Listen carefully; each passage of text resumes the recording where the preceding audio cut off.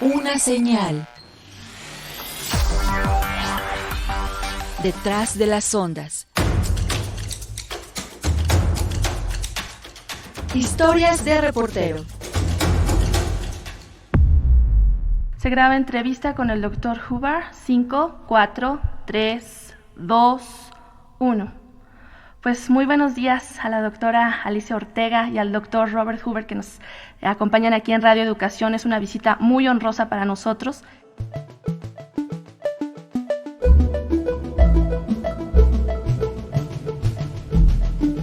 Hace 22 años, por los pasillos de Radio Educación caminaba Robert Huber, Premio Nobel de Química en 1988. El científico alemán nos visitó para tener una conversación con la periodista Sandra Karina Hernández. Así que entrevistar a una de estas personalidades es alguien que fue director del Instituto Max Planck de Bioquímica en Alemania. Es una de las instituciones más importantes a nivel científico en el mundo. Y bueno, es también una persona que ha desarrollado importantes investigaciones, tanto así que, bueno, también recibió el Premio Nobel de Química en 1988 junto con otros dos de sus colegas. Así que siempre es muy importante entrevistar a estas personalidades por lo que han hecho, por lo que significa su trabajo y por lo que aportan justamente a la experiencia humana, cómo pueden mejorar nuestras vidas, cómo la salud puede diagnosticarse, las enfermedades pueden diagnosticarse mejor a partir de estos trabajos que realizan estos científicos.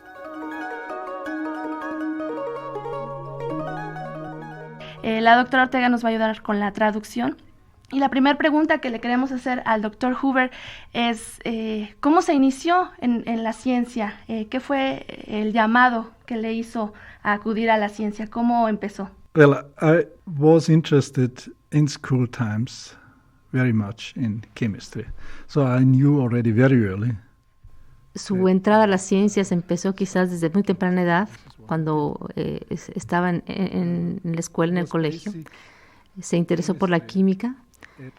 Siempre estuvo en esta misma dirección cuando estudió universidad.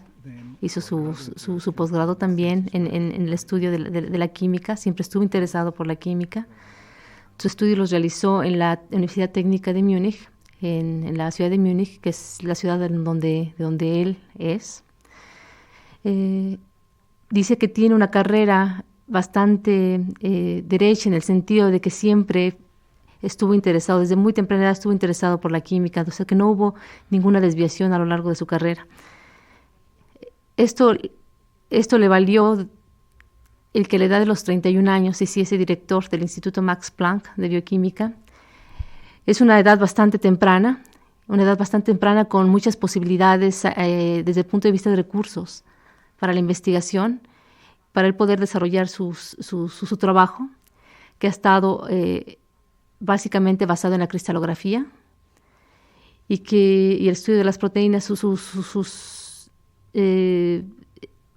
las especialidades de su trabajo de investigación son la biología molecular, la bioquímica y el estudio de las moléculas en general. Sandra Karina recuerda que en aquella ocasión en nuestro país se desarrollaba la Conferencia Internacional sobre la Financiación para el Desarrollo, tema que no podía quedar fuera de la entrevista con el Dr. Huber. En aquel entonces se estaba desarrollando ese encuentro en Monterrey, en Nuevo León, en nuestro país.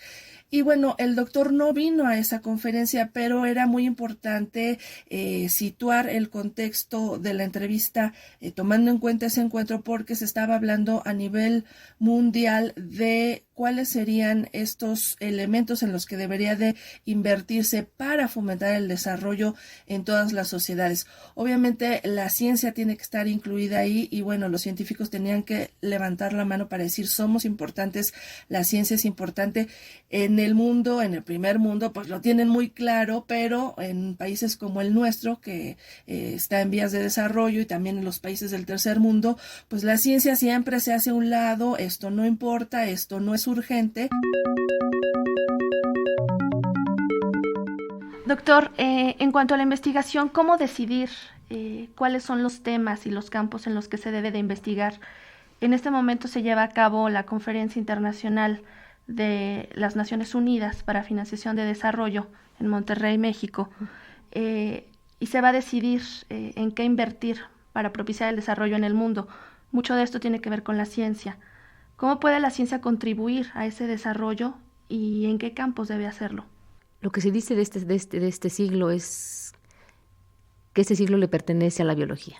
¿Sí? Así como otros siglos le pertenecieron a otras ciencias, este le pertenece a la biología y al desarrollo de la misma. Es cierto que los problemas más importantes están dentro de esta área de investigación, dentro de estas ciencias. El entendimiento de cómo suceden los procesos moleculares es importante para entender la función y una vez entendido la función uno puede entender enfermedades. Y entender la función significa entender cada uno de los componentes moleculares que intervienen en las reacciones que se llevan a cabo en las células, que es definitivamente lo que da el origen a la vida. Estas reacciones, el entender estas reacciones, entender sus componentes, nos va a permitir conocer cómo podemos modular o regular su función.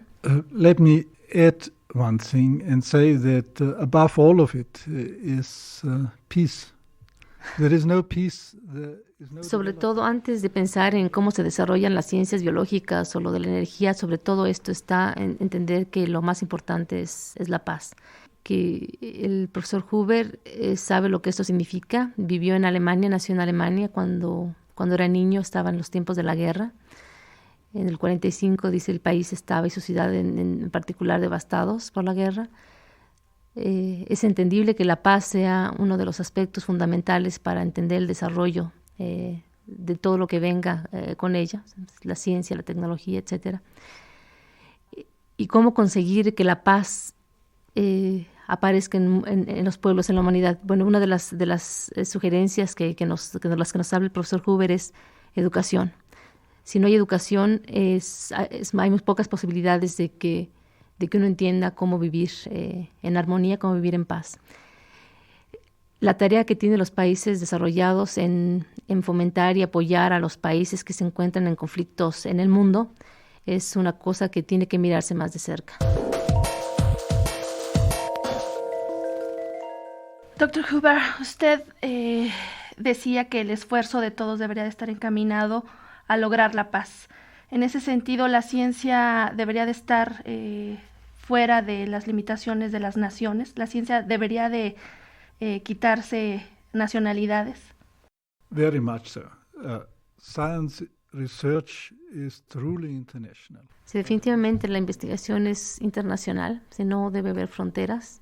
Es importante que los políticos entiendan que hay movimiento de ideas y que implementen las posibilidades para que haya una mayor cooperación y conocimiento mutuo. Este es un ejemplo de que si se pueden hacer cooperaciones. La Universidad de México y la Academia Mexicana de Ciencias, por ejemplo, me trajeron a mí. Ustedes saben nosotros sabemos de la ciencia que él hace y él conoce a nuestro país. Dijo que es fascinante. Así es, el investigador quedó fascinado con nuestro país. Aquel año visitó algunos lugares como la zona arqueológica de Teotihuacán y el Museo Nacional de Antropología. Cada que vienen estas personalidades, sí nos apantallan con todo lo que saben, con todo lo que han logrado, pero cuando se encuentran con nuestra cultura nos pone a ese nivel. Justamente ellos admiran lo que es nuestro pasado y lo que significa justamente para nuestro presente. Doctores, sabemos que es la primera vez que viene a México. ¿Qué es lo que conoció y qué impresión se lleva de nuestro país? Aparte de que nos ha dicho que le parece fascinante. Did not see very much, but I saw the pyramids on Saturday.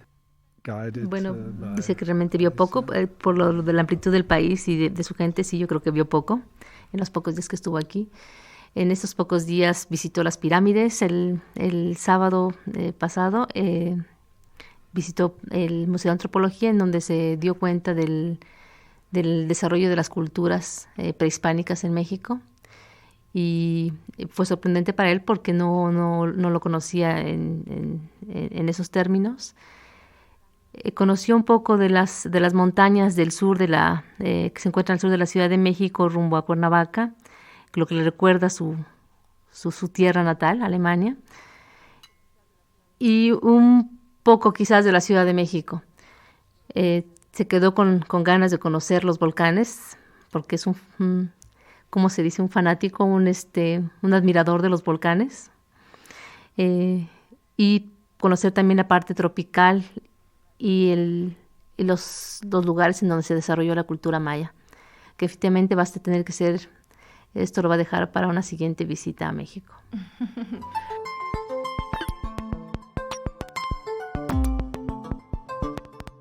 Así que para entrevistar a un científico, bueno, pues el reportero debe tener pues una manera de entender el mundo, pero también un bagaje y también documentar las entrevistas. No puedes llegar en blanco a hablar con un científico, tienes que documentarte de los logros que ha tenido y bueno, esta es una forma de acercarse a el trabajo de esta persona, de este científico, pero lo más importante, de traducir esto que se halla en el lenguaje científico a el lenguaje popular, al lenguaje que usa toda la gente, el vulgo, para que puedan entender por qué es importante lo que está haciendo este científico, cuáles son las implicaciones, cuáles son las consecuencias y bueno, pues qué tiene que ver con lo que él está logrando con la vida cotidiana de las personas.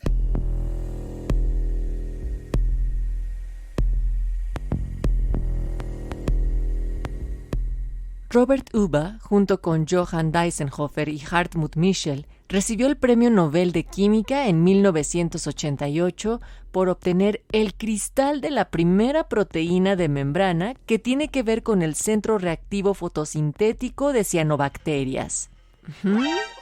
Y bueno, para traducirlo y ponerlo en quizá una forma más fácil de entender es que las proteínas siempre se habían estudiado y se veían, por ejemplo, bajo el microscopio de una manera bidimensional, 2 dimensiones nada más, como un dibujo, como una fotografía.